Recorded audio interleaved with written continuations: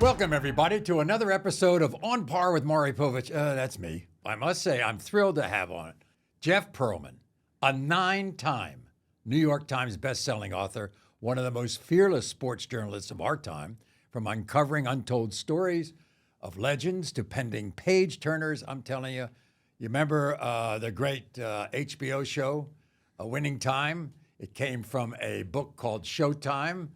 His latest book is pretty great. I mean, as far as I'm concerned, it's about Bo Jackson. I think maybe the most enigmatic superstar ever. We're going to find out because he's here. Welcome, Jeff. Hey, thanks. This is an honor for me.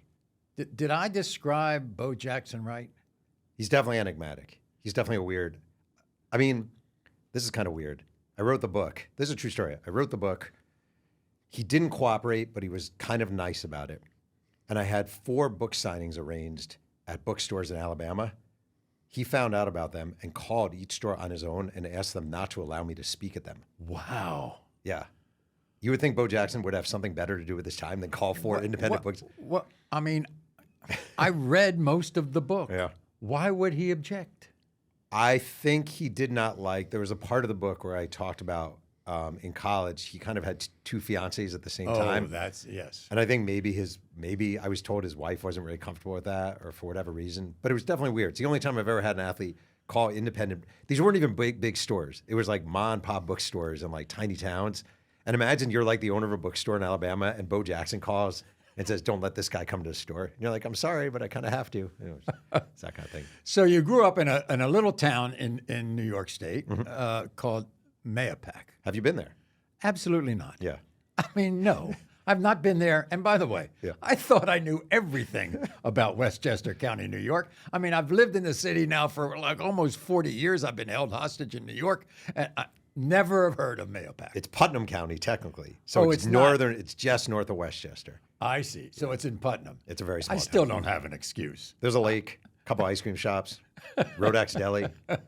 Yeah. And you end up at the University of Delaware, the Blue Hens. Correct. The Fighting Blue Hens. The Fighting Blue Hens. Was Tubby Raymond the coach of the football team? Tubby Raymond was the coach of the. Wait, how do you know Tubby Raymond? Not only do I know Tubby Raymond, I know a Raymond who's more famous than Tubby. His son. His son, Dave Raymond, who was the original Philly fanatic. Correct. The best, I think, mascot in all of sports. Without question. Don't you think? Without question. Did you know Dave at all? No, but I knew Tubby. I covered the Blue Hens for the student newspaper. Tubby used to scare the crap out of me. Oh, he was a rough guy. He was intimidating and tough. And this is a true story. One day I'm the editor, the sports editor of the student newspaper. And I get a note that shows up at the newspaper. And it's from Tubby Raymond. And it says, "Maybe sooner than later, Tubby Raymond." That's it. And I'm like, what is this? And is he threatening me? Like, is he threatening me? And finally, weeks later, he sees me and he goes, "Jeff, did you get my note?" And I was like, "Yeah, I don't really get it." And he's like, "You wrote in a column a long time ago that sooner or later, Tubby was going to kill me. So I thought it'd be funny to send you that note. Isn't that funny?" And I was like, "You scared the crap out of me, but I guess so." He was an intimidating guy. Yeah. I mean, I remember Tubby. Yeah. Because I worked in Philadelphia for 3 years. And it was right, by the way, in 1980 when I came there, the Phillies win the World Series, and the Philly fanatic was the best. Oh, yeah. And I find out, who is this guy? Dave Raymond, the son of Tubby. And my professor, my best professor at Delaware, was a columnist for the Philadelphia Daily News named Bill Fleischman. And I read Bill. And Chuck Stone was another professor of mine from the old Daily News as well. And these guys, Philly had a major influence on Delaware journalists. Sure. Meanwhile, you talk about being the sports editor. They kicked you off the paper. No, they didn't kick me off the paper. Yes, well, they did. What happened is I showed up as a freshman, and I was very, very cocky. Very, very cocky. And you weren't supposed to write as a freshman, but they let me write a little.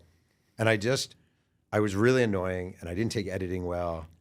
And as a freshman, one of the editors pulled me aside and said, "You can't write for this paper anymore. No one wants to deal with you." And I was like, "Oh my God." And I thought, am I going to have to transfer? Is this going to be the end of my life You here? mean you would transfer if you couldn't write for the paper? Yeah, because all I wanted to do was be a journalist. All I wanted to do is what I do. Like my whole life, this is what I wanted to do. And I ended up writing this really sincere apology, and they let me come back. But it was a terrifying. I forgot about that. It was a terrifying moment for me, for real. So you wrote the apology. I did. Did you write it enthusiastically or reluctantly? I wrote it desperately because the worst thing I could deal with a lot of things. I could not deal with not being allowed to write for the student newspaper. That was my dream, was to be a journalist. So how do you get from the University of Delaware to the Tennessean, which is a legendary newspaper in Nashville, Tennessee? Well, I interned there before my senior year of college, and then they hired me, and I got hired to be they had one job opening, food and fashion. I love this. I was hired as a food and fashion writer. I can't dress. I mean, today I dress up and I'm wearing jeans. They're not even jeans. They're sweatpants that look like jeans. And a shirt I bought at Marshall's or TJ Maxx. This is me.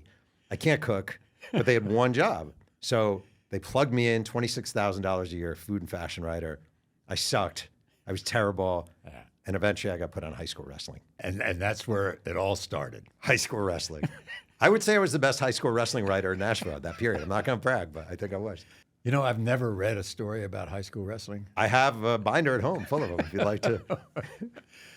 So how do you get from the Tennessean, which is fine, but as the fashion writer and then later the wrestling writer, High school wrestling writer. to the unbelievable magazine, Sports Illustrated? Yeah. So that was my dream. In fact, when I was in high school, I told my mom in Mahopac, New York, my mom, I said, one day I'm going to write for Sports Illustrated. And she was like, you have to be realistic. Like Jewish family, you should be a lawyer, you should be a doctor. No, I'm telling you, I'm going to write for Sports Illustrated. And what happened was, when I was at Delaware in the student newspaper, I wrote an article. I decided I was going to apply early for the NBA draft just to see what would happen. I was a junior at Delaware, and I thought, I'm going to apply early for the NBA draft.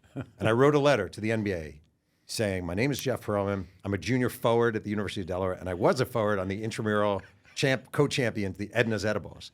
And I said, I'm giving up my eligibility. I think my talents are ready for the NBA. And I send this letter. And I get a letter one day in my dorm room. And my roommate, Paul Hansen, is like, Pearl, there's a letter from the NBA. And I open it, and it says, Dear Mr. Pearlman, as of this date, you are surrendering your eligibility, and your name is entered in the NBA draft. And I go home. And during one of the breaks, I get a call from the head of security from the NBA. And he's like, is this Jeff Pearlman? And I'm like, yeah. And he's like, we received your letter, and I have to ask, who the hell are you? And I was like, well, I play at Delaware. And this is before the internet, really. I play at Delaware and blah, blah, blah. And he's like, okay, you're in the draft. So I wrote that story for my student newspaper. Now I'm at the Tennessean. I'm applying for jobs at Sports Illustrated. And I get a call one day saying, we like your stuff. Why don't you pitch us an idea? And I said, well, what about there's a swimmer in Nashville? And they're like, no, not interesting. There's a basketball coach at Vanderbilt. No, not interesting. Well, I once applied for the NBA draft. And they said, write that. And that was my first article at Sports Illustrated. Did they print it? Yeah, the biggest thrill of my life. Honestly, the biggest thrill of my life when that story ran in SI. But by the way, you know, I think he just missed you. But, you know, I have maybe 126 best friends. Yeah. And one of them is Mark Mulvoy. Oh, come on. Yes. Legend. Mark Mulvoy was the editor-in-chief of Sports Illustrated. And I think he told me he might have left right before you came. He did. I came right before he left. He left maybe 2 years before Bill Colson became the managing editor.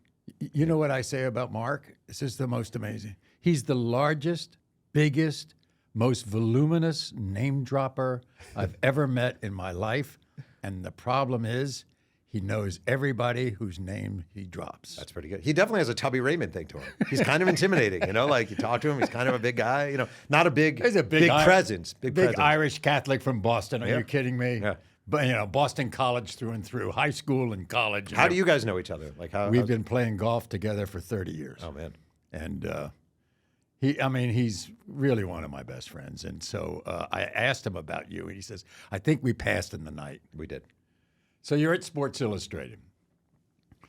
And I don't even know if you like this story or like people mentioning. I know where the this is biggest story that you ever did at Sports Illustrated is about relief pitcher for the Atlanta Braves, John Rocker. Correct. It's it. Yeah. I mean, your name and John Rocker. Yeah. Forever. when you put it that way. I mean, isn't it? I mean, if you mention John Rocker, here you are. Yeah. What happened? Well, so I was a pretty young baseball writer. I was 27, and this is 1999. And it's definitely my money story. It's definitely my money story. It's a story I've told most of my life, and it's one of my favorite. It's funny. Braves and the Mets are playing in the NLCS. And the Braves this year have this young relief pitcher, I think he's 25, named John Rocker, and he's doing really well, and he's also kind of a jackass. Like, he's annoying and obnoxious. And my editors say, during the playoffs, do a piece on John Rocker. So I get as much information as I can on him, but this is during the playoffs. So there's a lot of media around, and I'll get him 5 minutes here and 5 minutes there. I talked to his parents on the phone, Jake and Judy Rocker, and I actually wrote a story, and it was a positive story about John Rocker. Positive. Yeah. I did something you should never do that I didn't realize at the time, which is I went in kind of knowing what I was going to write. Like, my idea was, you should never do that, obviously. But I was young. My idea was he's a good guy, looks are deceiving, right? So I remember interviewing his parents, and they told me this really heartwarming story about John Rocker as a child and his dog dying, and John, tears streaming down his face, carrying the dog up the steps. And I think that's how I ended the story, right? And I interviewed teammates, and they were all like, yeah, John's, I should have read I didn't read it well, but they were like, yeah, John's, he's a good guy. He's a good guy. So I write this story. The Braves beat the Mets in the NLCS. They reach the World Series. They're swept by the Yankees. Story never runs. So my editor... How often does that happen? Stories don't run. 2% of stories you write, maybe. Okay. I probably at SI had 4 stories that didn't run. Not that often. Right. So my editor is a guy named Dick Friedman back then, and he's like, why don't you go down in the offseason and freshen up the story? And I remember I called John Rocker's agent. It was Joe Sambito, a former Major League pitcher. And I said, hey, this is Jeff Pearlman my from SI, and they want me to come down and freshen up. And he goes, I remember this vividly, he's like, that's awesome. You're going to love John. He's the best. You're going to love it. Great. I'm like, okay. I fly down to Atlanta. John Rocker picks me up. One of the very first things is we're driving toward a toll booth, and there's a car in front of us that's driving erratically. And Rocker says to me, I hate effing women Asian drivers. Women Asian drivers can't drive. And we pull up in the car. The guy's white driving the car. We get to a toll booth. It's when they used to have the baskets with the change. He throws in whatever. Quarter doesn't open. Throws in another quarter. Guy behind us starts honking. He rolls down his window, puts up his middle finger. F you. Finally, the thing opens. He spits on the toll booth. He literally hucks a loogie on the toll booth. We start driving. We're going to a school for disadvantaged kids. It's one of those things like he's a speaker. He's speaking. He's making an appearance at a school for disadvantaged kids. After blowing Correct. off the Asian driver. Correct. And spitting on the toll booth. Right. We're driving to the school, and I'm like, do you like speaking to, and he's like, nah, man, but my agent is making me do this. I don't want to do this BS. We get to the school. He's actually pretty good. Does he know why you're there? I just want to say for the record, this is important. I have a notepad out. I have a tape recorder running, and I literally say... And this is the same guy you interviewed before. And I say, my name is Jeff Pearlman from Sports Illustrated, right? So we're driving to the school. We get to the school. He does a pretty good job. When he comes out at the school, he had a walkout song when he pitched, and it was the song I Want to Rock by Twisted Sister. And they had the little tiny school, had their CD that they played. We left the school. He goes, you guys don't want this, do you? And takes the CD and puts it in his pocket. So I'm literally watching John Rocker spit on a toll booth, besmirch Asian drivers, not want to talk to disadvantaged kids, and steal their CD. We go for lunch. We go to a strip mall. And to me, this was the biggest indictment. And I feel like you may get this as someone who's been in this business for a long time. We go to lunch, and we're at a strip mall. And we're walking on this outdoor strip mall, and he's holding a pen in his hand. And he dropped the pen, right? He dropped the pen. And I picked it up, and I said, oh, you dropped your pen. And he goes, no, I meant to do that. And I remember thinking, what sort of non-human in his head is like, I have a pen in my hand. I don't need it anymore. Therefore, I would just discard it on the sidewalk. Like, I just remember that being like such an indictment. We spend a day together. He doesn't like foreigners. He hates New York, like on and on and on. And I get back. I remember getting out and calling my mom. And she goes, I'm like, Mom, I don't know what the hell just happened. I don't even know. And I end up writing the story, and it just... Wait a second. Did the editor challenge you on the story? No, because I had the tape for everything. They insisted, let's hear the tape. I had all the tape recordings. It was thoroughly fact-checked. Did he know you were taping him? Oh, yeah, 100%. I literally had the tape recorder and the notepad out, you know? I still have the tape. What happened? What was the result of it all? I mean, it wasn't I'll good tell for you him. what happened. Yeah. He was suspended. And demoted and fined, and he had to go to sensitivity training. And there was an aftermath of part 2 that was just as entertaining as part 1, I think. My hands actually get sweaty telling this story. I'm not even kidding. My hands are sweaty. Part 2 is, and your dad would be 100% on this. It's the following June. Everything bad happens to John Rocker. Will Ferrell does an amazing impersonation of him on Saturday Night Live, the whole thing. He's a disgrace. And the Braves are playing the Yankees. It's Interleague's first year, I think. And we have a meeting at SI, and they want someone to go cover it. And I was taught, beginning at the National Tennessean, you have to be accountable. Like if nothing else, and I know your dad would 100 million% preach this way back at the Washington Post. Like you have to be accountable. I said, I'll go. So I fly down to Atlanta, and I have not seen John Rocker since this happened. And John Rocker was about 6'4", 220. Later admitted he juiced up, like he was big and mean. Right. And I was probably 6'2", 190. And I remember it was Yankees-Braves, and I spent the majority of the time with the Yankees. Of course. It's one of those things. You ever have these things in your life where you know you have to do something? Oh, yeah, and you don't want to do it. You don't want to have do it. So you do the minimal. Sure. Okay. So I spend, let's say, 80% of the time with the Yankees, and I'm like, I know I need to at least say I walked down. If I don't see him, at least I can say. I'm walking down the hallway, under Turner Field, the clubhouses are separated by whatever, 200 yards. And I'm walking, and my head is down. I'm nervous. I'm pretending to look at my notepad. I'm just 27 years old. I've never had a real confrontation with an athlete. And I hear this sound. You don't know how long I've been waiting for this. Oh, boy. And I look up, and it's Rocker. And he's in street clothes, and he's outside the Braves clubhouse, and he walks up to me, and he turns his hat backwards, and he gets as close to my face as he can, and starts jabbing me in the chest. Oh, boy. Do you know what you did to me? Do you have any idea? I drove you around. He said, I drove you around Atlanta. I introduced you to my family. And then he said, I bought you lunch. And I said, well, actually, I paid for lunch. And he goes, well, F you, blah, blah, blah, blah, blah. And I always say, I use that as a lesson with students. I'm always like, always pay for lunch, because do not let them hold that over you. And I remember there weren't many people there. Bobby Mercer, the former Yankee, I knew Bobby. Great guy. Terrific. Like the best. And played golf with Bobby. who haven't you played golf? Well, we have not played golf. Okay. You wouldn't want to play with me. Bobby Mercer's there because he's a broadcaster for the Yankees. And he didn't know me from anyone. He comes up to me and he goes, are you okay? And I'm like, no, not really. And Rocker was yelling. Did he know about the story and everything? Bobby? Bobby? But he might have, but he saw the confrontation. Right. He probably knew about it because everyone in baseball knew about it. And Rocker's screaming at me to the clubhouse attendant, don't let this effer in the clubhouse. She can't come in here. And I actually found my courage a little. I was like, I have every right to come in there.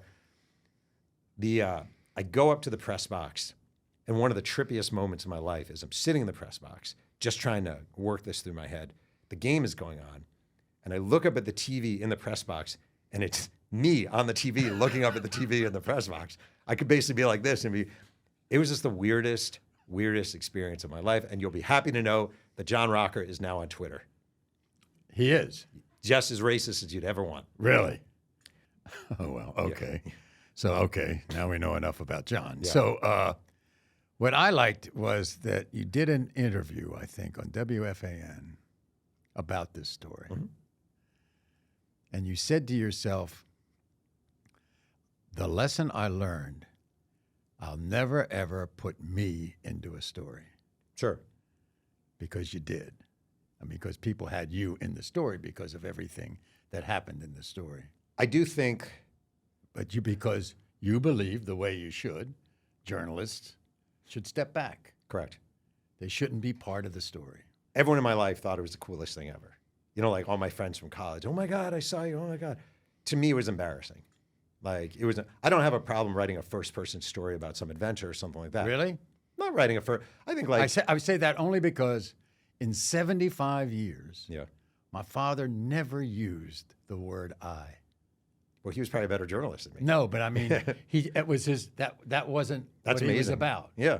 But I don't mind doing I like doing the immersive story every now and then where you play golf with someone and you write about the experience. I think those are fun. Like I didn't even think it was that good of a story.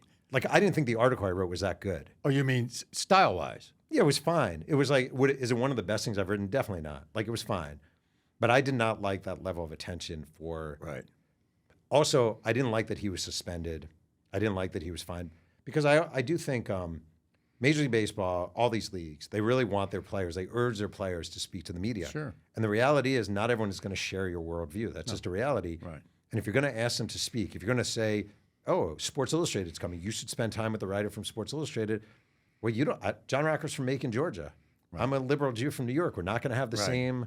So I just thought it was unfair to punish him. I think the public anger should have been punishment enough. Yeah. Dad never used the word I.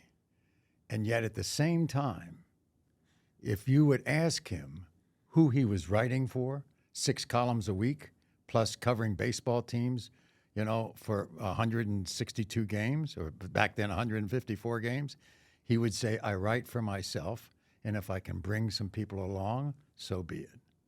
First of all, I agree 100%. I actually think, and I'm sure he felt the same way, I would guess, you can't write for everyone because it's too wide you don't know what everyone's thinking. And I always think, if I find something funny, other people will find it funny too. If I find something heartbreaking, other people will too. Right. Or not. Sure. But you do write for yourself in a sense. Yeah, but I know a lot of sports writers who don't. Sure. They write for the mass audience. Can't do it. It doesn't work.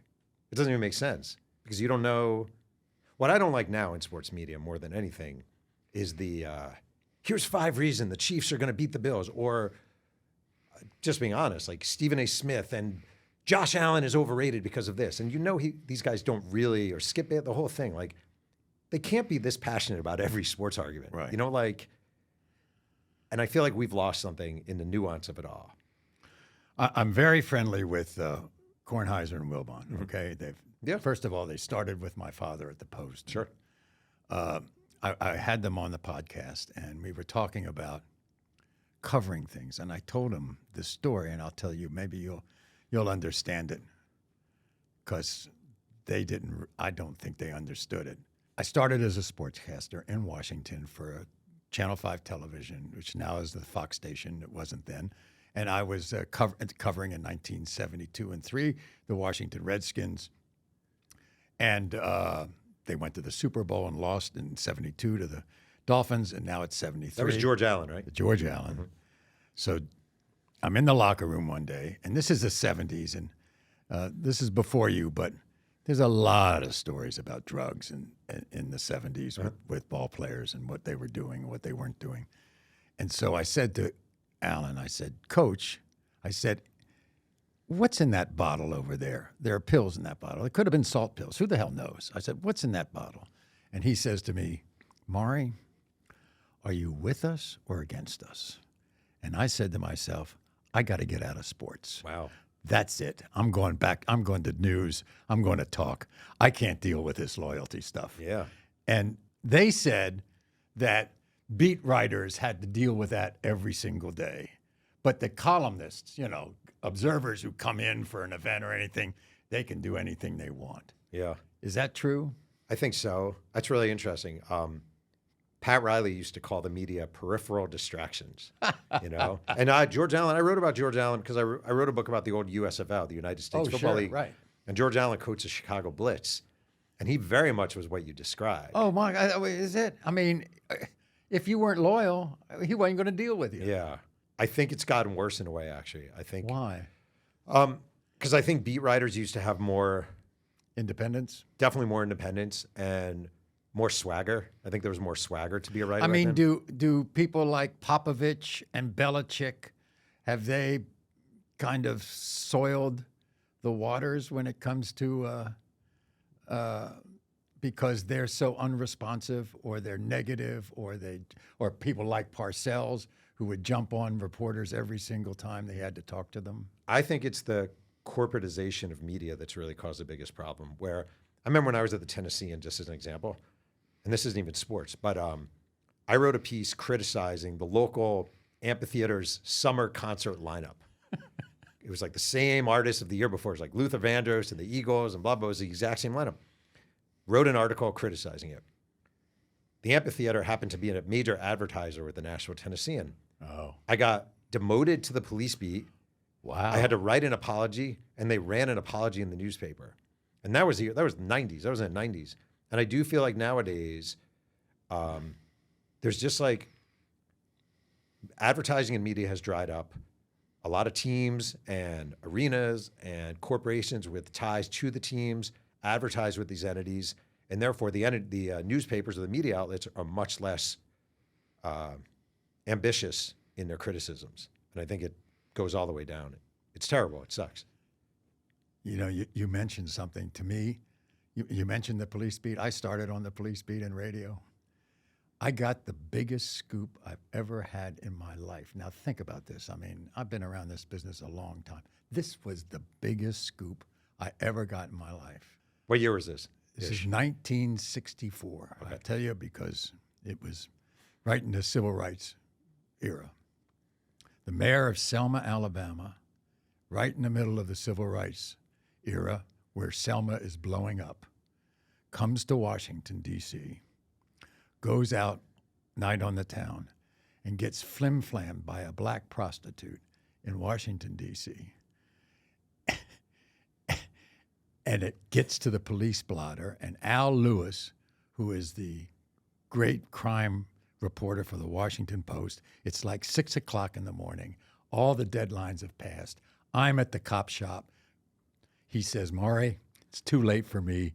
This is your story. Wow. So I got the mayor That is awesome. Mayor of Selma, Alabama, in this flim-flam story with a black prostitute. And it just, nothing in my life has even approached that story for me. What happened to the mayor? He got a little ticket, a ticket and goodbye. But everybody in Selma knew about it. Wait, can I throw back with my best cop story? Yeah. I was on the cops beat for a very short period of time. And one day the Nashville Police Department is like, we need a reporter to cover a prostitution sting. Would you be interested? And I always say to young journalists, if anyone ever asks you to cover a prostitution sting, the only answer is yes. That's right. We go out to the seedy part of Nashville. They set up a undercover female officer as the prostitute in front of a crappy motel. Across the street, they have a surveillance vehicle. At first, I'm in the vehicle. There are cameras in the room. She brings people to the room, and I'm watching it on a TV. And they say, do you want to go in the room? And I always say to young journalists, if anyone ever asks you if you want to be in the room, you say yes. I go to the room. I'm in the bathroom with a bunch of police officers. Lights are out. You hear the female officer open the door. And she goes, come on, baby, come on in. And we all pounce out. And I remember it vividly. It was a guy. And they took his wallet out, put it on the bed, and in the wallet was a picture of him, his wife, and his child. This is a prostitution sting. I go back to the office. I write the story. I'm new to Nashville. I'm from New York, straight out of college. My lead to the story is, or I see my editor editing the story, and he puts his hands on his head. Oh. And he's like, Jeff, we're in the Bible Belt. You can't write this. The lead to my story was, all John Smith wanted was a blowjob. and they would not run it. Wouldn't run it. Of course not. What did I know? I was like 22 years old. I don't know if I don't think anyone would run it. The Daily News or the New York Post would have No, run I think it was a pretty good lead, though. I think it was pretty good, Thank too. you. It was good. Yeah. So you have great years at Sports Illustrated. Yeah, great. And then what made you think that you could write books? In 2001, the Yankees and the Diamondbacks played in the World Series. Yeah. And this is right after 9/11. It's a very emotional series. It's when George Bush throws out the first pitch, which is great, whole thing. And one day I was at a game, and I started having really bad stomach cramps. And I was with Tom Verducci, the great baseball writer. And, Very good. Oh, you're the best. And I was like, I got to leave. I don't feel well. And I went home to my then girlfriend's apartment, now my wife. And I'm sitting on the couch with her, and we're watching the game on TV, and it's a game where Tino Martinez hits an extra innings home run. Mm-hmm. It's one of the greatest games in modern World Series history. And I'm so happy I'm not at the game. I didn't want to deal with the scrum. I didn't want to deal with the cliches. I was just tired. Wow. And I sat there, I swear to God, and I thought, if you're a baseball writer and you're happy not to be at one of the great World Series games of all time, you probably should no longer be a baseball writer. And not that long after, I took a job very briefly at Newsday, the newspaper, Sure. roaming New York City and just writing about people. It was the best job I've ever had, actually, for 1 year, just roaming New York. It's like the Newsday version of Breslin. Yeah, exactly. It was so fun, and it was great, and I had a lot of amazing experiences. And then I just decided I was going to try writing books. You know, it's interesting. My father got so tired of locker rooms that he refused to go. Wow. He just didn't want the responses. Didn't give a shit about what pitch you threw. Didn't give a shit. But how did he keep caring about sports? Because he wrote about sports for so many all years. the time. Yeah, how? From his own observations. But didn't he get tired? Like, I know people say, they always say no two games are alike. And I guess that's kind of true, but a lot of games are alike. But why do you have to go to the locker room? Why don't Sure. you just use your eyes? Yeah, sure. And that's what he did. Yeah. He just used his eyes. And by the way, when he wrote the next day the 800 or 900 words, you went, wow, I didn't really think of it that way. Yeah. You know, he always had a perspective. He and Red Smith were blood brothers. I mean, when I tell you, Jeff, I can't tell you the amount of events that I went to with my father and Red in the press box, complete darkness, except for the one light on the press box. Last two people in the press box, bleeding over every single sentence. That's awesome. And Red went to Notre Dame. He had my father was self-taught, never went to college. Do you think he heard it all in his head? Like, do you think when he wrote, was he a guy who would be like, ba-dum, ba-dum, ba-dum, ba-dum, ba-dum, like, would he? You know something? You caught it. You know what it was? You used to tell me all the time, there's a rhythm. Yep. It's always a rhythm. And I mean, I go so far back that in the press box, in the early days of my youth, there's my father, and next to him is the telegrapher. My father's pounding out, and next to him is the telegrapher, Morse code, sending the story to the Washington Post. That's and you can hear both, the clickety-clack of the typewriter and the Morse code of the telegrapher. How did your dad feel about being edited? Did he like it or hate it? Well, the great editor, George Solomon. Oh, yeah. I interviewed with George Solomon for a job. I didn't take it. Yeah. So I don't think he liked it at all, except I can remember reading a column of his one day where he absolutely misstated a fact. Yeah. And he called the desk and said, "Why the hell didn't you edit that copy?" Awesome. That's awesome. I've always struggled with the thing about editing. I mean, you just mentioned it. Like, I'm sure as an example, like your dad, maybe his rhythm in his head is Sinatra. Yeah. Maybe my rhythm is Tupac, right? Every writer has a different ba-dum, ba-dum, ba-dum. And then an editor comes along and they just go, "No, I'm just shoving this in there." Yeah. And you're like, "What the hell? Wait, what about Tupac?" David Remnick used to say that my father thought that editors were rats in the Titanic. He was correct. Your dad was correct. That's what Remnick used to say. Yeah, that's awesome. Did your dad like editing? Editing himself? No, just hated editing. it. Yeah. And he was the sports editor on about 6 different occasions when they were, when they're trying to find somebody. He hated it. Yeah. He couldn't wait to get out of the office. Yeah. It was terrible for him. But now I miss the, like one thing about Nashville in particular, like I used to love The Room. I love The Room. I remember, like, just as an example, it wasn't a good moment, but the Oklahoma City bombing, all the TVs are flashing, Sure. people are scurrying around. Right. And also they used to print the newspaper in the same building. I used to like to go down Oh, you saw the press. and smell the press. You and know see that it turning off. in 1922, Yeah. when my father got to the Washington Post, and he finally got a byline. He was like, I think Was he 20? 18 or 19. That's crazy. He went down and rubbed his finger across the type where his name was That's awesome. in the press. Totally get it. On the printing press. I totally can relate with that. I love that. I still have every article I wrote up to a certain point in binders. And my wife every day is like, "Can we get rid of these binders?" And I'm like, "No." My mother had every column, in a book, and it was just Because it really is a diary of your life. That's the thing. Like all these things are the diary of your life. Well, when my sister and brother and I compiled stories for him in a book that we ended up writing, compiling, we had all of his columns and all of his great columns. Interestingly enough, this was after he died, and so we compiled this, and the first chapter was how he got to Washington, and I wrote it in my father's voice, and I never thought I could do it, and I gave it to my brother, and my brother said, "Gosh, Maury, where did you find this that Dad wrote?" And I went, Wow. "That's the best compliment Wow. that you could ever have given me." So the first chapter is in his voice, how he got from this small town in Maine to Washington. Did I ever tell you that story? No. Oh, this is a good one. Yeah. He's a local kid in Bar Harbor, Maine. Bar Harbor, Maine basically was the summer vestiges for the Rockefellers, Vanderbilts. It was like before Newport. It was a big millionaires' summer enclave. And they had built their own golf course. It was called Kibo Valley, which is still there. And so my father was a 15-year-old caddy, and he's running to the swimming hole. It's about 80 degrees. The caddy master says, "No, you can't do that. You got to come back, and you have to caddy for this guy, or you won't have your badge." So he caddies for this man, and he does a great job running and finding this guy's balls, errant balls in the heath and the heather and the woods.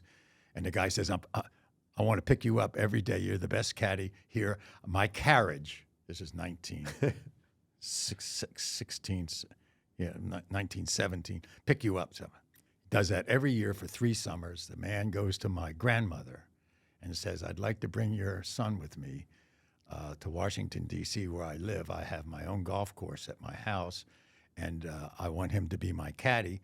And I also have a newspaper called the Washington Post, and I'll give him a job." Wow. And my father shows up in Washington at this guy's house. He's never been out of Bar Harbor, Maine. Shows up at the house, and the man is Edward B. McLean, the owner of the Washington Post, says, "Shirley, I'm really happy you're here. I can't wait. Here you are. Here's your loop right here. Mr. President Warren G. Harding, I just want you to meet Shirley Povich, the best caddy in America." And that was his first job in Washington. It must be a lot of pressure for you having arguably the best sports writer and the best caddy as your father. Yeah, That's can two. you imagine? Yeah. Which is why all these years later, I find a great affinity for caddies. Yeah, totally. Yeah. I mean, it was just, and he was just self-taught, and so, yeah, that's how he got to Washington. I mean, he had the ear. Like, you don't have to be taught you if you have have the to. ear. You know, you have to. Mm-hmm. I also think, I think the thing about journalism that's cool, like I really do, like it just gives you a license. People love, my dad used to say, my dad was a CPA and a headhunter, and he wrote a business book. And he used to say to me when I was a kid all the time, he's like, "What's the number one thing people like talking about?" He's like, "Themselves. And if you just listen to them talk, people will be really happy."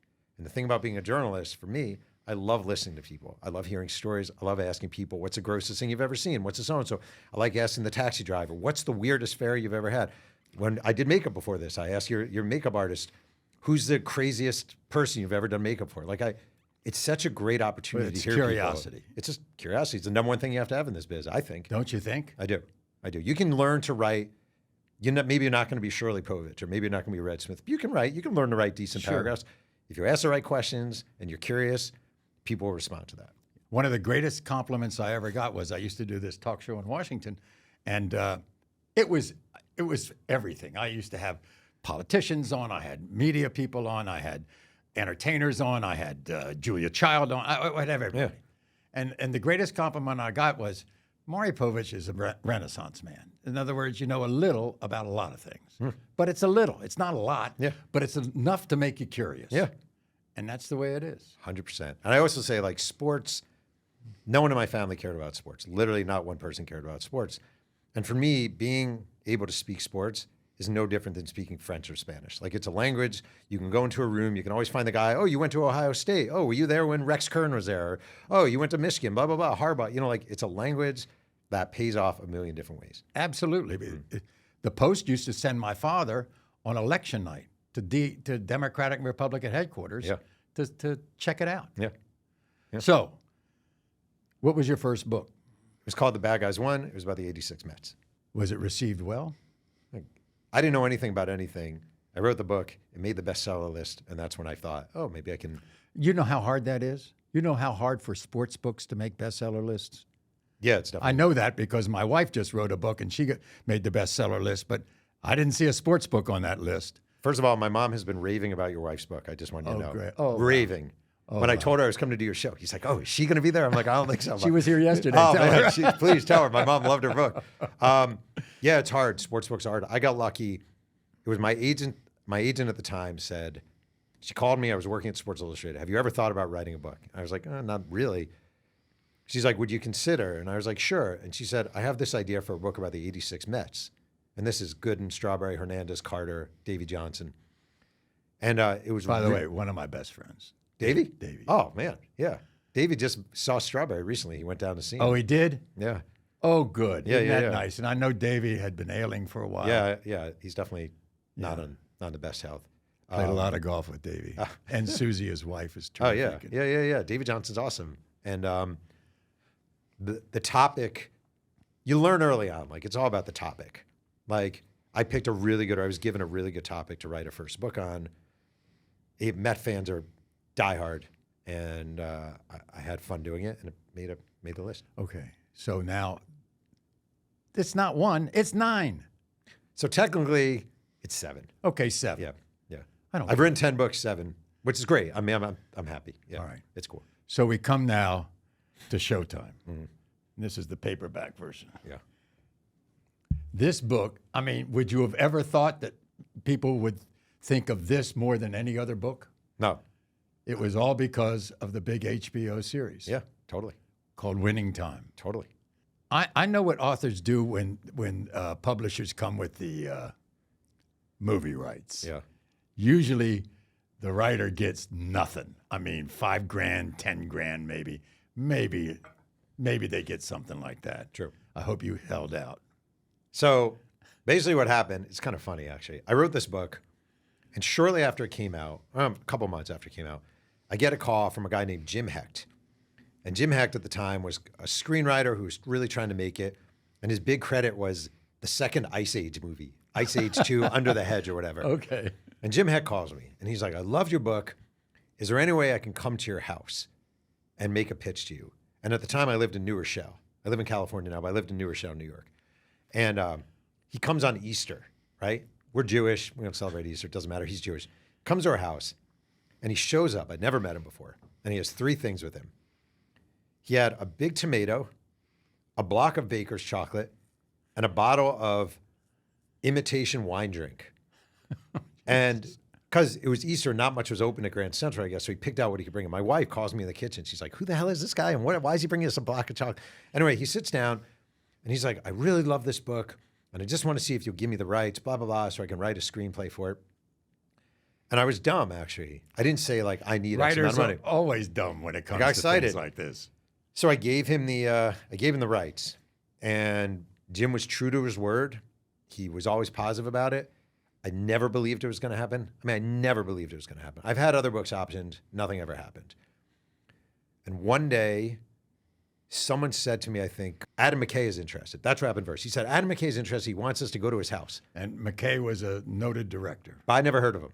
I didn't know who he was. I hadn't. Yeah. So they're like, go to Adam McKay. We're going to Adam McKay's house. I'm literally Googling Adam McKay. I go to his house. He's like, yeah, I like the book, blah, blah, blah. I still don't think anything's going to happen. I just don't. And then one day, Variety runs a headline. I think it was John C. Reilly agrees to star in show based on Laker book. And I'm like, wow, that's weird. And then I'm like, oh, that's my book. Then it's Sally Field. Then it's Adrian Brody. On and on and on, these big names, one after another. And before you know it, I'm on this set in Hollywood having a cameo in a show. Oh, you had a cameo? I had 2 cameos. And Where, as what, a writer? so the first time I was a writer, that was in season 1, episode 1. But then, my worst experience ever, season 2, maybe episode 5, I played a reporter. And I got to ask a question in a press conference. And he even calls me Jeff, right? And they had me in a 70s wig and a suit. Okay. It was the most boring day of my life. It's 8 hours. They probably shot the scene 100 times. It's the whole hurry up and wait. It was so insanely boring. Like, it was cool. It's a show based on my book. I get to be in it. craft services, free food, but boring. I get home. My head starts blowing up, and I take a shower. I'm trying to scrub the wig glue off my head, and it won't come off my head. And my head is getting bigger and bigger and bigger, and my eyes are shutting. And my wife's like, you need to go to urgent care. And I go to urgent care, and they're like, did you have anything on your head? And I'm like, yeah, wig glue. And they're like, you're having an allergic reaction to the wig glue. Oh, wow. So I ended up like on antibiotics, all because I wrote a book about the Lakers. Were you upset that, how bad of a taste did it give you that Jerry West just dissed it so badly? The funny and thing it's is, the late Jerry West, yeah, by the way. He wasn't at the time, obviously. No. Yeah, right. Well, he wouldn't have dissed if he was dead. The truth of the matter is, I thought the depiction, if you read Jerry West's autobiography, he wrote a great book called West on West, or West by West. That was great. And it talks about his sort of manic approach. And I thought the show was relatively fair to him. Obviously, it's a fictionalized version, but relatively fair. I thought we were way too hard on Paul Westhead, the coach. They kind of present Paul Westhead. Jason Segel played him. Jason Segel's great. Kind of played him as a dithering fool. And Paul Westhead was not a dithering fool. And that was the one that bothered me He was more. a strange guy. Sure, but he wasn't an idiot. No. At all. And I thought they made him a little bit of an idiot. He was one of the first run-and-shoot coaches there was. Yeah, coach Loyola Marymount with Hank Right. Gathers and Bo Kimball. Right. Coach the Lakers, coach the WNBA. So I wasn't that upset with the Jerry West. By the way, the Riley portrayal Awesome. of Bus was just remarkable. We saw The Brutalist the other day, my wife and I. With Adrian? Yeah, it was great. Was it? I haven't seen it. And I was like, that's the same guy who was playing Pat Riley. I mean, he's such a good actor. He was so good in Winning Time. I mean, I thought the show was great. I did. I did too. I mean, and I got pissed off that there wasn't a season 3. The thing that made me the most angry is they ended the series with the Celtics winning the championship. Right. I was like, how can you end the series with the Celtics winning the championship? Yeah. It definitely hurt. It hurt a lot. And Magic was kind of what, nonplussed? I don't even know if he ever saw it. I guess he probably did. The funny thing is, Kareem was upset. Kareem was upset. Jeannie Buss ended up loving the show. What was she like? Initially, she was against it, and she wound up loving the show. So, I love Jeannie Buss. I'm a big Jeannie Buss I don't know her. True story. I teach journalism as an adjunct at Chapman University in Orange, California. This is about 7 years ago. I asked Jeannie Buss, is there any way you would come talk to my class one time? Jeannie Buss drives down from LA to Orange, which is probably an hour and a half on her own. She literally calls me, I don't know where to park. Where do I park?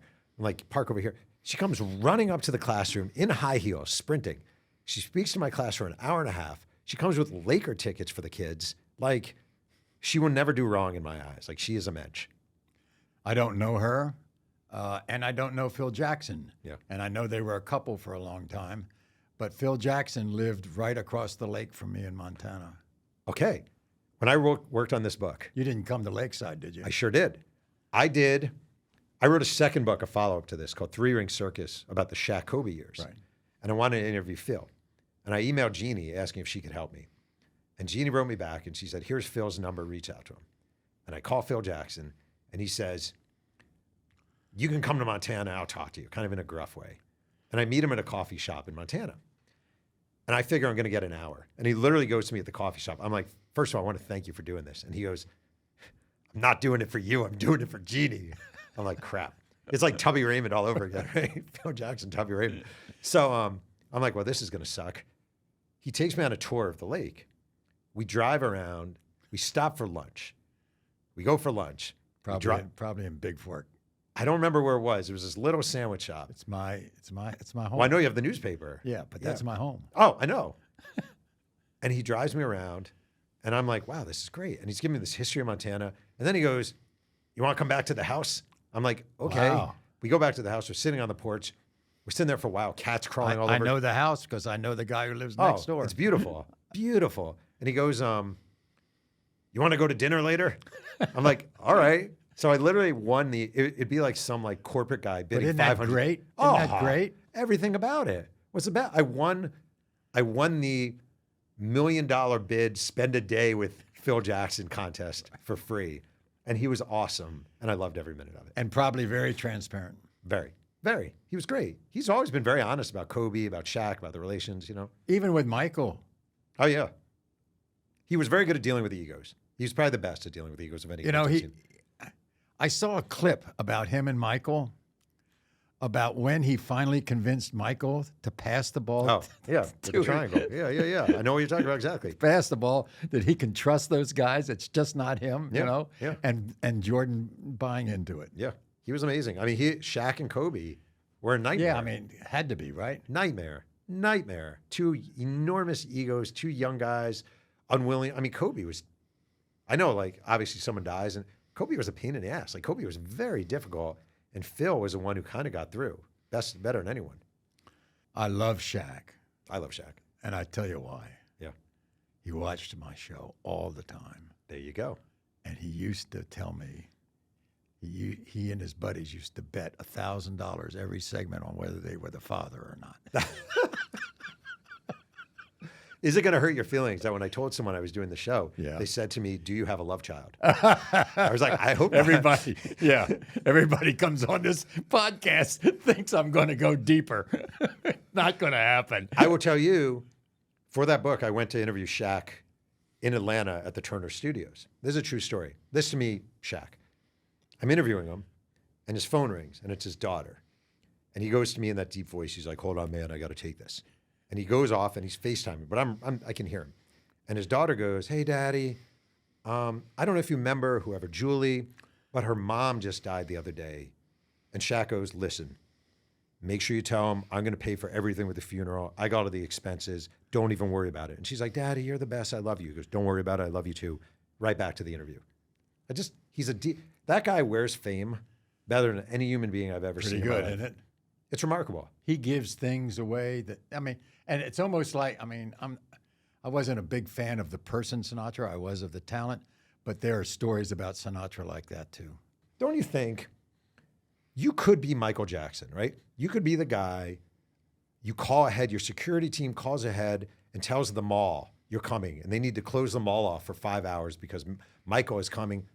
Or you can be Shaq, and you just go to the mall, and people love you so much that they actually respect, in a way, your privacy more. Yes. And you can wear that like a cloak, or you can be the guy. Right. You can be the Mariah Carey. You can be the Michael Jackson, doing that diva thing where you keep people at a distance. Or you can be Shaq, and you're kind of in on the joke. And I always thought Shaq was in on the joke. He got that it was ridiculous that they're paying me millions of dollars to wear pajamas and throw a ball through a hoop. I think he's definitely in on a joke when it comes between him and Charles. 100%. 100%. I mean, they're awesome. They're great. Awesome. The best sports show on TV, I think. I agree. Because they get it. We've come to this point in the show where I consider it the 19th hole. This is where my guest gets to ask me any rapid fire questions that I don't know, I wouldn't know anything about. So, do they have to be rapid fire, or can they be somewhat developed? Sure, developed. That would even be more impressive. Okay. This is Showtime. You ready? Go. First of all, I want to know about your bar mitzvah. Wow. Really? Yeah, I want to know about your bar mitzvah. I grew up, my family was conservative. Of course, my father grew up Orthodox, but I had to go to an Orthodox synagogue. And I had to give my bar mitzvah. Not only did I had to give the morning service, the additional service, I had to do all those things. And then to top it all off, everybody gets bar mitzvah, it has to give a speech. I had to give it in English and Yiddish. Wow. How's your Yiddish nowadays? 0. Couple words here and there, schmuck and whatever. Yeah. Schmata. Yeah, very nice. Oh, that's funny. So no $100,000 party at the Ritz-Carlton. No. About this, the party was at the basement of a house that we barely afforded, and the only friends I had were 5 Gentile kids I belonged that awesome. Grew up with me. That's really great. Okay, I got number 2 for you. All right. I was reading a piece in I'm trying to think what year the newspaper was. It was the February 6, 1957 Evening Star. Maury Povich scored 25 points for Landon, but the Bears lost 59-57 to Baltimore Friends. Give me the high school scouting report for basketball's Maury Povich. Well, first of all, you have to understand I was a 6'1" center. Okay? Yeah. But you were the Shaq of your school. I was So I want to tell you that we had to scrimmage. We scrimmaged a lot of good teams, but we scrimmaged against this one team, and I was the center, and the opposing center was this young freshman named John Thompson. Holy cow, for real? He's 6'10", and I'm guarding And John. you dominated that guy. And all his life, when I used to come back to Washington, I would see John, and he'd say, "Homie, how you doing? How you been, homie? How you doing?" All right, that's it. I want to find that box score, Thompson versus Povich. No, it was. I'm guessing you didn't score. It was just a scrimmage. It wasn't even a. I'm guessing you didn't score 25 in that No, game. I don't think I scored 5. That's awesome. All right, we have another one for you. Still good with another one? Yeah, sure. Okay. Your dad wrote his final column on a Wednesday, died of a heart attack on a Thursday. He was age 92. You are age 85. 6. I was going to say 85. You're age 76. 86. I'm kidding. I know. Being serious about this, like a lot of people, even like I'm 52, and you start hearing people talk about retirement, and I'm ready to retire, and blah, blah, blah. Obviously, your dad kept going. I know he retired, but he kept retired, writing. but Solomon refused to allow him to retire. So he kept writing. He wrote 1,000 columns after he retired. Yeah, so like, I'm actually being serious about this. Like, what is it in you? I mean, you're 86. You could be retired, and I know you may consider yourself partially retired, but you're still doing this. I'll tell you why I'm doing this. It's very simple. Everybody knows me, You are the father, you aren't the father, the lie detector test, whatever, out of control teenagers. And that's, 30 years. But I had a career before then. I covered a lot of events. I was a reporter. I was an anchorman. I was a talk show host. And my wife used to say to me, people just don't know you at all. I mean, they don't know that you're a good writer, that you're a history buff, that you've covered all these things. And I used to say to her, I said, well, as long as you know, who gives a shit? And now these stupid people have talked me into this so that I get a chance to say, it's just not you I care about. But wait, dear. Can I ask you a follow-up? Yeah. In the midst of your run all those years, I'm like, who's your dad in the DNA? Right. Were you ever like, is this really what I want to do? Did you have moments of... No, what I regretted was all the great events I could have covered, but I didn't because I wasn't there, because it wasn't my business anymore. Yeah. It's more of the events than anything else. And so, I had to just watch from afar while all these things happened, and I wanted to be a part of. I mean... It's like being the Jewish kid on Christmas. Yeah, I want to tell you, I think the last huge event that I covered, thankfully at a current affair, this wild, crazy tabloid show, was the fall of the Berlin Wall. And I was there. I was there, and Brokaw's on one side and Rather's on the other side, and they look at me and they go, "What the hell are you doing here?" And I said, "Well, I guarantee you, we ain't covering the same stories you are." That's really cool. We ended up, for instance, going to East Berlin and bringing East Berliners over to West Berlin red light district so they could find out what capitalism was all about. That's awesome. So that's what I miss. I have a final question. What? Do you at all all right, so sitting here at 86, because I think about this a lot, so I like asking other people. Are you at all consumed by your own mortality? Does it bother you? Does it trouble you? Does the, being closer to the end than the beginning haunt you at all? Or are you comfortable? I would, except let me tell you what happened with my father. So my father is now 91, and he has some heart problems. And we go to Johns Hopkins, to the great heart surgeons, and they say to my father, "Look, I can relieve that, 30% chance I can help you. There's a 30% chance you can die on the table, and there's a 30% chance that you'll be impaired." And so my father says, "I don't want to do anything." And so I asked him, I said, "Dad, what's the story?" He said, "Look, I lived a great life. I can face death. It's fine. I would love to have things better than they are with my heart, but the thought of impairment, I just couldn't possibly handle that." And so he did nothing. And I asked the doctor, I said, "What's going to happen?" He says, "In about 6 months, within 6 months, there'll be an incident and he'll die quietly." And within 6 months, after dinner in the back of my brother's car, he died quietly. And that was it. So do I? I don't. I mean, my wife thinks I'm going to live, forever.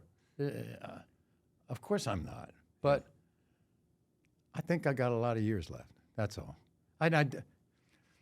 The only time I think about it is when everybody says, "Oh, you really look good for your age." Yeah. Holy shit! Thank you very much. It's like when people say, I'm starting to get like, "Oh man, I read you in high school." Oh, it's great. Thanks. Or you know what I hate? I hate when people call me Mr. or Sir. Yeah. Do you like that? No. Anybody calls me Mr. Povich. Maury. Yeah. 100%. That's it. 100%. Good to see you. You as well. That was great. You like that? Loved every minute of this. For real. So happy. Thanks, Jeff. Yeah, thank you.